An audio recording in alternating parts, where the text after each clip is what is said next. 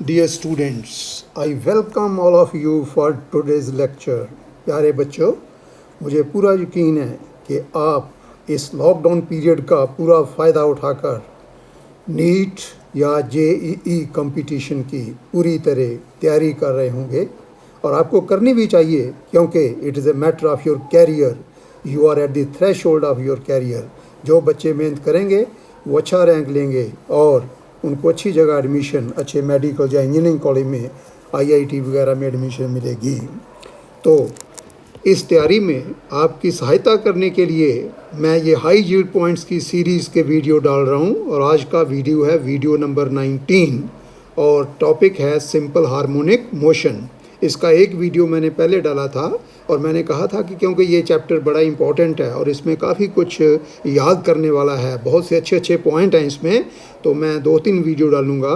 तो आज है दूसरा वीडियो सिंपल हार्मोनिक मोशन पे. एक वीडियो मैंने पहले डाला था और उसमें मैंने आपको 8 बहुत इंपॉर्टेंट पॉइंट बताए थे और आज हम शुरू करते हैं point number 9. So some other points concerning simple harmonic motion. So पहला पॉइंट है, ये जो इक्वेशन है मैंने आपको बताया था कि जो इक्वेशन होती है y = a sin omega t, जिसको हम कहते हैं equation of simple harmonic motion, वो equation y = a sin omega t भी हो सकती है, y = a sin omega t + 5 भी हो सकती है, y = a cos omega t भी हो सकती है. डिपेंड करता है कि पार्टिकल कहाँ से शुरू करता है. अगर मीन पोजीशन से शुरू करता है और तो y = a sin omega t, अगर एक्सट्रीम से शुरू करता है तो y = a cos omega t, और अगर उसका इनिशियल फेज फाई है तो y = a sin omega t + 5. लेकिन if you have an equation of the type y = a sin omega t + b cos omega t, तो हम ये प्रूव कर सकते हैं कि this equation also represents SHM whose amplitude is given by a dash equal to √(a² + b²) and the initial phase phi is given by tangent phi equal to b by a. और इस equation को मैं लिख सकता हूँ in the form a dash into sine omega t + phi, जिसमें a dash जो है वो amplitude of the resultant SHM है और phi is the initial phase of the resultant SHM. वो मैंने आपको बता दिया कि a dash equal to a² + b² √ a means coefficient of sine omega t, b means coefficient of cos omega t. अब देखिए इसमें अगर आप ये याद कर लेंगे तो ये क्वेश्चन है y = 3 sin omega t + 4 cos omega t, तो वो आपको कह सकता बताओ इसकी एम्पलीट्यूड कितनी है. तो जिस बच्चे को ये पता है कि एम्पलीट्यूड = √(a² + b²), यहाँ पे a हो गया 3, b हो गया 4, तो एम्पलीट्यूड आ गई 3² + 4² दैट इज़ 5. एक सेकंड में आंसर आ गया. और इनिशियल फेज अगर वो कहता है तो मैंने आपको यहाँ फार्मूला बताया टेंजेंट फाई = b/a, तो यहाँ पे b है 4 और a है 3, तो फाई आ गया tangent inverse 4/3 that is 1.3333 and that is 53 degree. So that is how you can make use of these formulae. Now, when y is a/2, that means the displacement of the particle executing SHM is half the amplitude of motion. Then the velocity, please remember this, the velocity of the particle is about 0.86 times its maximum velocity. और इससे पहले video में मैंने आपको बताया था कि maximum velocity का फार्मूला होता है a omega, where a is the amplitude and omega is the angular frequency of the particle, which is 2 pi by capital T or 2 pi n, t being the time period and n being the frequency of SHM. फिर दूसरा इसी पे point है कि y = a/2. फिर जब जो displacement है that is half of the amplitude, then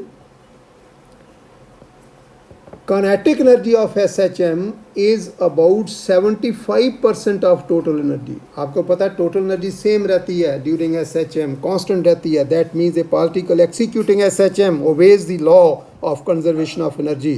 और अगर kinetic energy SHM है तो आपको पता है कि पार्टिकल की जो SHM एक्सिक्यूट करता है, 2 तरह की एनर्जी होती है, kinetic और पोटेंशियल, और टोटल दोनों का सम होती है which is equal to ½ m omega.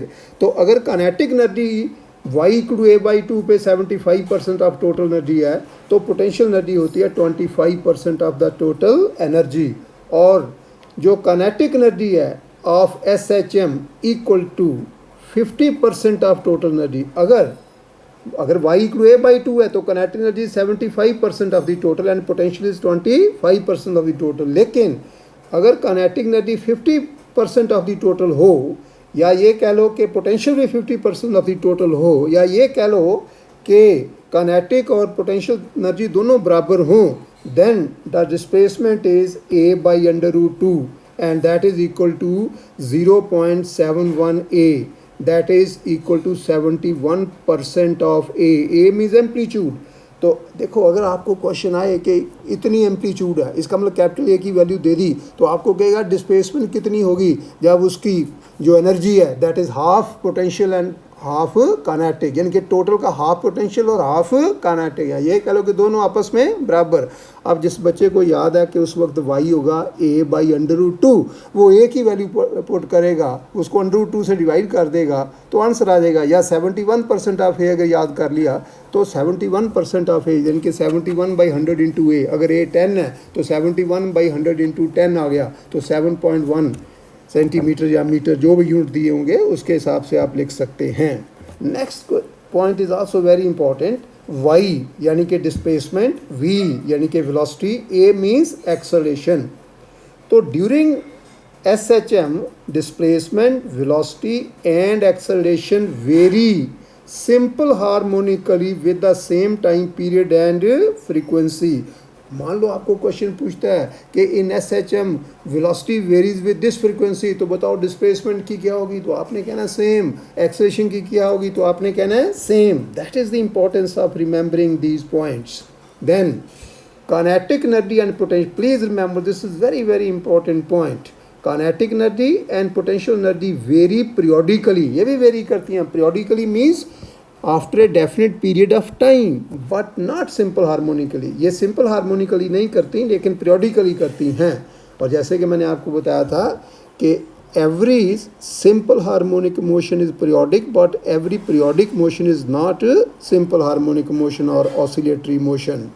तो उस वक्त जो फ्रीक्वेंसी है, किसकी फ्रीक्वेंसी, काइनेटिक एनर्जी की या पोटेंशियल एनर्जी की, that is twice the frequency of displacement, velocity and acceleration. इसका मतलब अगर आपको इन तीनों में से किसी की वो फ्रीक्वेंसी दे दे और कहे कि बताओ काइनेटिक एनर्जी की वेरिएशन की क्या फ्रीक्वेंसी होगी, तो आपने 2 से मल्टीप्लाई कर देना। That is the importance of remembering this point. अब नेक्स्ट पॉइंट है, for a ball of radius small r. मान लो आपके पास एक बॉल है जिसका रेडियस है small r, it is oscillating in a ball, जैसे कप होता है उसमें बड़ा सा, उसमें, और उसका रेडियस है कैपिटल आर, उसमें ऑसिलेट कर रहा है। Ball of radius small r is oscillating in a ball of radius capital R, then the time period of the ball is given by t equal to 2 pi under root of capital R minus small r divided by g. अब मान लो आपको question आता है कि एक ball है, उसका radius इतने सेंटीमीटर है और बॉल में ऑसिलेट कर रहा है, उसका इतने सेंटीमीटर या मीटर जो कुछ भी दे रखा हो, तो बताओ टाइम पीरियड क्या होगा। अब जिस बच्चे को ये फार्मूला याद है वो कैपिटल आर की वैल्यू पुट करेगा, स्मॉल आर की, और जी तो आपको पता ही है, अगर एस आई है तो 9.8 मीटर पर सेकेंड स्क्वायर, अगर CGS है तो 980 सेंटीमीटर पर सेकेंड स्क्वायर पुट करो, you will get the required answer. Then अगर आपके पास को डिस्क हो जिसका रेडियस स्मॉल आर है, and suppose this disc is oscillating about a point at its rim, rim पे कोई पॉइंट है उसके about it is oscillating, then its time period is given by t equal to 2 pi under root of r over g। तो अगर आपको exam में question आता है कि एक डिस्क का उसका रेडियस इतने सेंटीमीटर या मीटर है, it is oscillating about a point at its rim, तो बताओ इसका टाइम पीरियड क्या होगा। तो अगर आपको ये फार्मूला याद है, सिर्फ आपने रेडियस की वैल्यू पुट करनी है और जी की वैल्यू पुट करनी है। पाई आपको पता ही है 3.142 और 22/7 पुट करो, आंसर आ जाएगा। Then for a conical pendulum में क्या है कि जो बॉडी है that oscillates in horizontal circle about a vertical axis. तो मान लो लेंथ स्ट्रिंग के साथ आपने एक बॉडी को बांध दिया जिसको बॉब कहेंगे, it is oscillating in A horizontal circle, rotating in A horizontal circle about the vertical axis AC as shown in the figure, and theta is the angle which the string makes with the vertical, then t equal to time period of this conical pendulum will be t equal to 2 pi under root of L cos theta over G। L क्या है, length of the string, theta क्या है, angle, which the string makes with the vertical, और आप figure से देख सकते हैं कि एल कॉस थीटा जो है that is equal to small h a c के बराबर है। तो इसको मैं ऐसे भी लिख सकता हूँ 2 pi under root of h over g. तो अगर आपको एच दिया तो ये वाला फार्मूला यूज़ कर लो, अगर एल और थीटा दिया तो ये वाला फार्मूला यूज़ करके आप वैल्यू निकाल सकते हैं। Then if a particle is dropped in a tunnel dug in the earth diametrically or along a cord, मान लो आपके पास आप एक कोई बॉडी है, कोई पार्टिकल है, आप क्या करो कि अर्थ में डायमीटर के अलॉन्ग एक आप उसमें सुराख कर दो, या अलॉन्ग ए कॉर्ड एक सुराख कर दो और उसमें वो पार्टिकल या बॉडी को ड्रॉप कर दो। तो we can prove that the body और the particle will execute SHM whose time period will be given by t equal to 2 pi under root of r over g, where capital R is the radius of the earth। और इसकी value आपको पता ही है, लेकिन अगर value ना भी याद हो तो भी आपने अगर याद रखना कि ये आ जाएगा, ये मैंने अपने पहले वीडियो में आपको बताया था कि ये जो आंसर आएगा this will be about 84.6 minutes.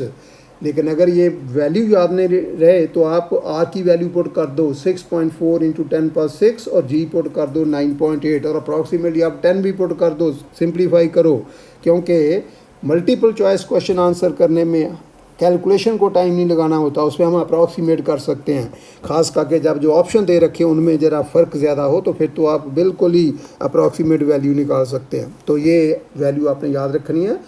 तो इक्वल टू 84.6 मिनट्स, ये था कल आप पहले वीडियो में जो मैंने बताया था, उसमें मैंने कहा था कि it is the time period of A simple pendulum of infinite length, और अगर उस सिंपल पेंडुलम की लेंथ रेडियस ऑफ अर्थ के बराबर हो तो r over 2g under root आता है, जिसकी वैल्यू फिर मैंने निकाली थी अबाउट 1 आवर।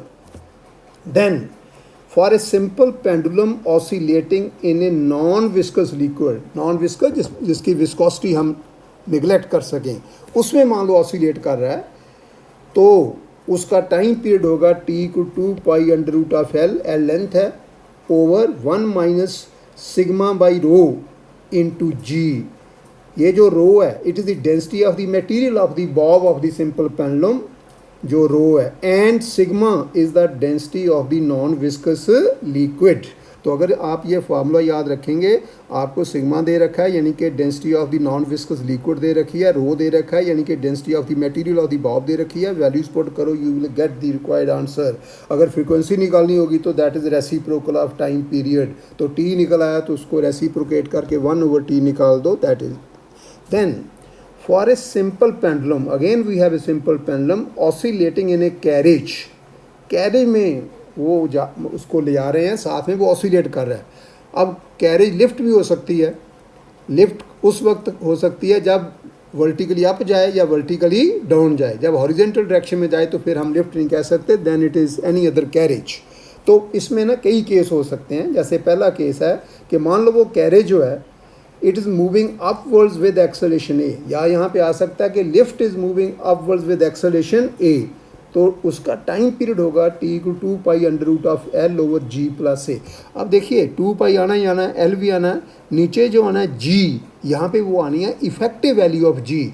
अब देखिए जो acceleration due to gravity G है that is in the vertically downward direction, और जो कैरेज या लिफ्ट है उसकी एक्सेलरेशन है वर्टिकली अपवर्ड, तो इफेक्टिव वैल्यू बन गई G minus minus A, that is equal to G plus A. और अगर वो कैरेज या लिफ्ट नीचे की तरफ जा रहा है डाउनवर्ड्स विद एक्सेलरेशन ए, फिर बाकी तो वैसे ही आना t equal 2 pi under root of L, लेकिन अब वो g और a are in the same direction, तो इफेक्टिव वैल्यू बचेगी g की g माइनस a। अब तीसरा पॉइंट, अगर वो कैरेज जो है it is moving horizontally with acceleration A, अब देखिए दो एक्सेलरेशन होगी बॉब की, वर्टिकली डाउनवर्ड डायरेक्शन में g और हॉरिजेंटल डायरेक्शन में जो कैरेज के कारण उसकी एक्सेलरेशन है a। अब बताओ हॉरिजेंटल और वर्टिकल में एंगल कितना होता है 90 डिग्री, तो हमने लेनी है इफेक्टिव वैल्यू ऑफ जी, और दो वेक्टर्स में जब एंगल 90 डिग्री हो तो उनका रिजल्टेंट जो आता है वो आता है under root of 1 vector square plus the second vector square, तो यहाँ पे आ जाएगा under root of g square plus a square, so T will be equal to 2 pi under root of L over g square plus a square. Then अगर वो जो carriage है, it is moving in a circle of radius capital R with velocity v। अब देखिए यहाँ भी हमने जो डिनोमिनेटर में एक्सेलरेशन लेनी है वो इफेक्टिव वैल्यू ऑफ g लेनी है। अब g तो हो गया इन दी वर्टिकली डाउनवर्ड डायरेक्शन। अब दूसरी एक्सेलरेशन यहाँ पे है सेंट्रीपिटल एक्सेलरेशन, और आपको पता है सेंट्रीपिटल एक्सेलरेशन का फार्मूला या तो होता है वी स्क्वेयर बाई आर या आर ओमेगा स्क्वेयर। तो अगर आपको v दिया तो वी स्क्वेयर बाई आर लिख लो, अगर ओमेगा दिया तो आर ओमेगा स्क्वेयर लिख लो। और वर्टिकल और जो सेंटीपिटल एक्सेलरेशन है, क्योंकि पार्टिकल मूव कर रहा है इन हॉरिजॉन्टल सर्कल, तो जो सेंटीपिटल एक्सेलरेशन है that is along the radius towards the centre, that means it is in the horizontal direction. तो फिर सेंटीपिटल एक्सेलरेशन और जी में एंगल कितना हो गया 90, तो उनका जो रिजल्टेंट आएगा that will be under root of G square plus centripetal acceleration का square, and that is V square by R the square. So T को 2 pi under root of L over G square plus V square by R the square आ गया। So that is the formula for time period. अब और बहुत important points, अगर जो Bob है मान लो वो चार्ज है, सिंपल पेंडुलम का बॉब जो है चार्ज है और उस पर चार्ज है Q, और उसको हमने रखा है in a uniform electric field capital E such that number 1, देखिए बॉब पे चार्ज है Q, उसको रखा है इलेक्ट्रिक फील्ड में जिसकी स्ट्रेंथ है E, तो अगर उस पर फोर्स लगती है F, तो आपको पता है E होता है equal to F over Q। So therefore F आ गया Q इंटू E।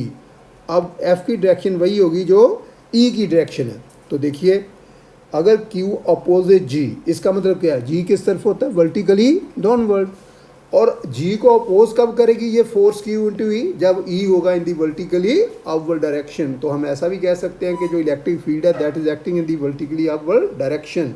अच्छा, अब फोर्स लगी Q इंटू E, तो एक्सेलरेशन इलेक्ट्रिक फील्ड के कारण कितनी पैदा हुई, आपको पता है एक्सेलरेशन होती है फोर्स ओवर मास, और फोर्स है Q इंटू E, तो एक्सेलरेशन उसके कारण आ जाएगी A equal to F over M, that is Q into E divided by M।